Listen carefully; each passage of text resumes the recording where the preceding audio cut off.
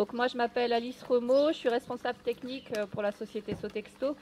Je m'occupe des feutres végétaux qui sont une nouvelle alternative au désherbage qui est en train de se développer. Donc je vais vous présenter un peu les aspects techniques et quelques exemples de domaines qui utilisent ces feutres.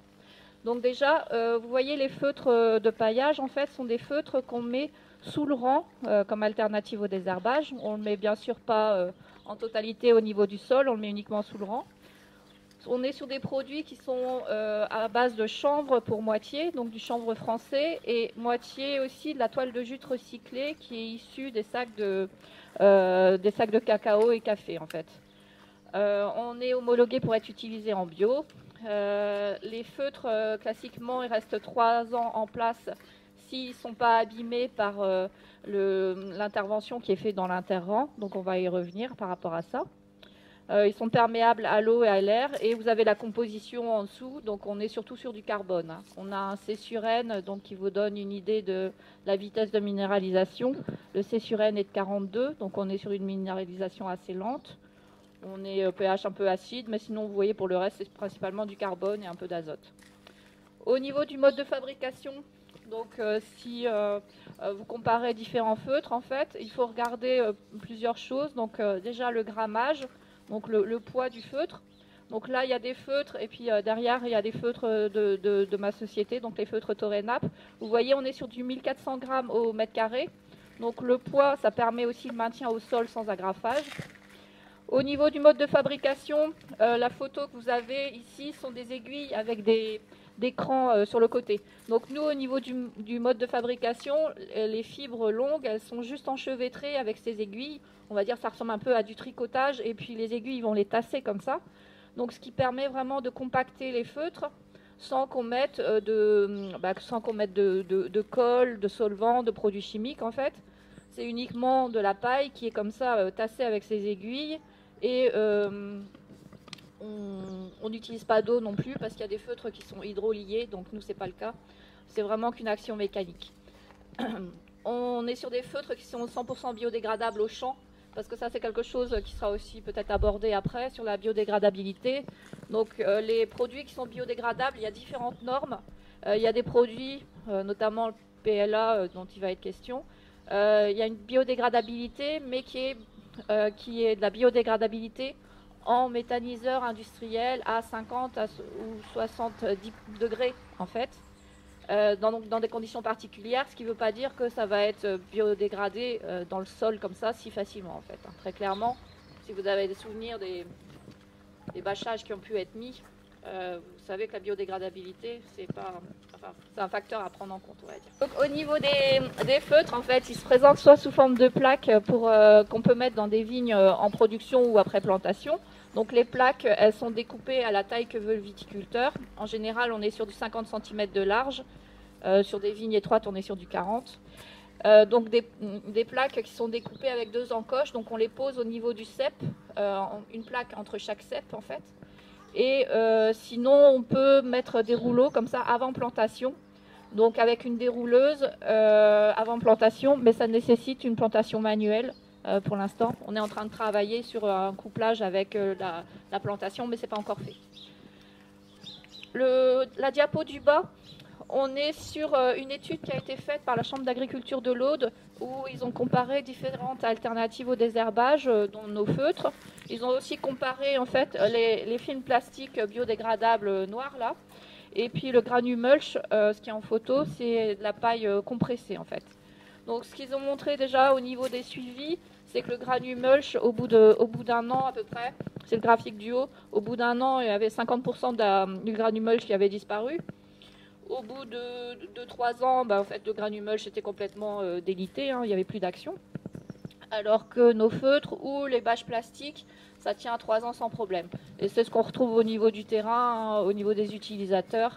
On est sur 3 ans classiquement, même sans trop d'effet de la pluviométrie en fait, parce qu'on a des secteurs qui sont très arrosés et on n'a pas trop d'effet de la pluvio. Donc le graphique du haut, c'est une mesure de la compacité des sols.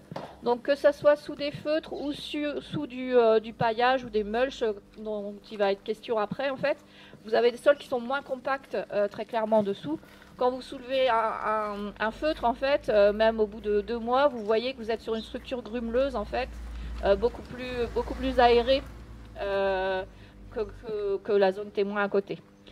On a une légère fin d'azote qui est illustrée par ici la mesure d'azote assimilable à la vendange. Donc au bout des 3 ans, quand les feutres se dégradent, en fait, comme on est surtout sur du carbone, on a quand même une petite fin d'azote. Donc là, sur la partie témoin, sans feutre, on était à 151 mg litre.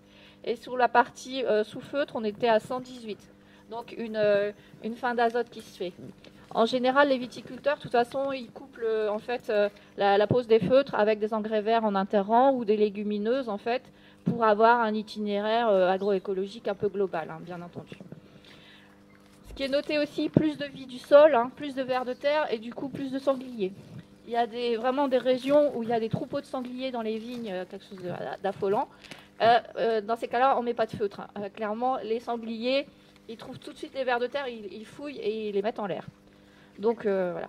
Si vous êtes dans un secteur où il y a beaucoup de sangliers et que c'est pas clôturé, parce que c'est vrai que souvent les parcelles sont clôturées maintenant, parce que en fait les sangliers mangent les petits plants aussi, donc voilà.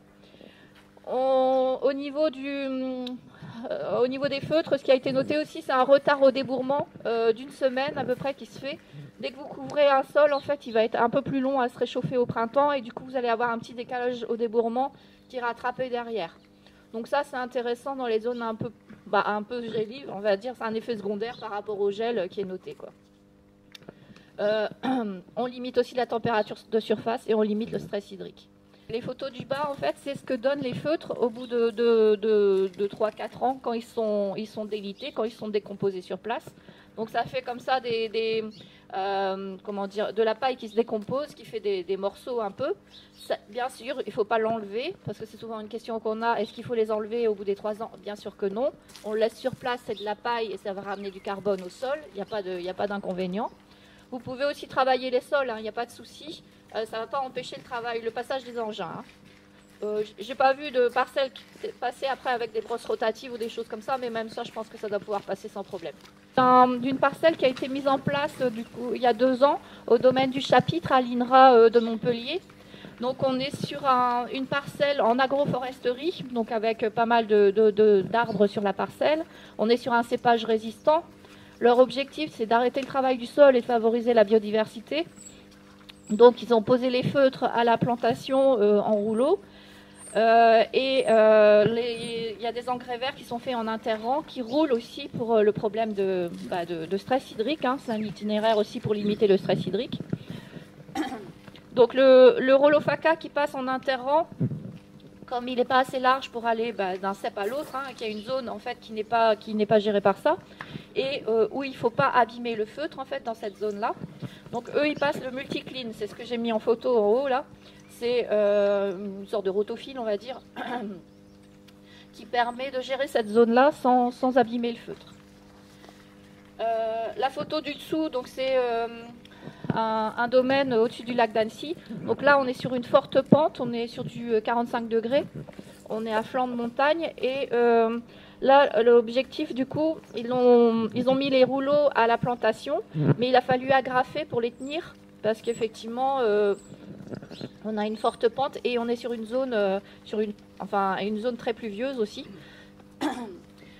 Du coup, ils les ont agrafés. On est en train de travailler sur des agrafes qui sont en bois, parce que là, effectivement, on est sur des agrafes métalliques et je pense que pour passer le travail du sol au bout de 3 ans, il vaut mieux les enlever. Donc actuellement, on travaille sur des agrafes qui n'auront pas besoin d'être enlevées.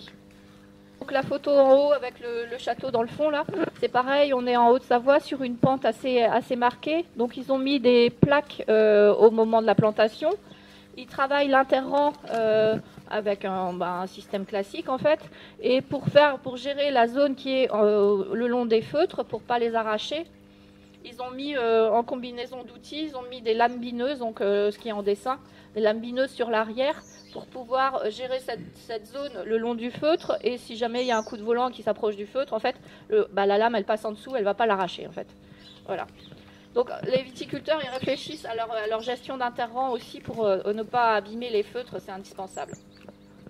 La photo du bas là, on est en Champagne, donc Donc la Champagne veut arrêter le désherbage chimique. Actuellement, c'est encore très très développé, à vrai dire.